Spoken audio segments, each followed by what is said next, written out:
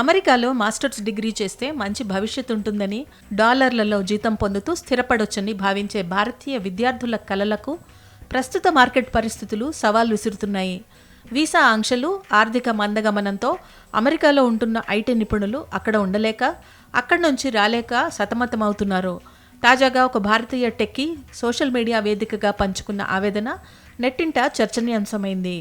Computer సైన్స్లో masters చేసి ఎంఎన్సీలో 6 నెలలు ఇంటర్న్గా పనిచేసిన ఒక భారతీయ నిపుణుడు తన ఆవేదనను రెడ్డిట్లో పంచుకున్నాడు. అజూర్, ఎస్క్యూఎల్ వంటి కీలక టెక్నాలజీలపై పనిచేసినప్పటికీ కంపెనీ ఇచ్చిన ఫుల్ టైం ఆఫర్కు ఆ విద్యార్థి షాక్ అయ్యాడు. ప్రస్తుత ఇంటర్న్షిప్ స్టైపెండ్ కంటే గంటకు కేవలం $3 అంటే సుమారు $250 మాత్రమే పెంచుతామని కంపెనీ ప్రతిపాదించిందట.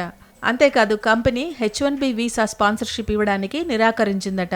సాఫ్ట్వేర్ డెవలప్మెంట్ ఇంజనీర్ కావాలని లక్ష్యంగా పెట్టుకున్న అభ్యర్థికి బిజినెస్ ఆటోమేషన్ అనలిస్ట్ రోల్ను ఆఫర్ చేశారట.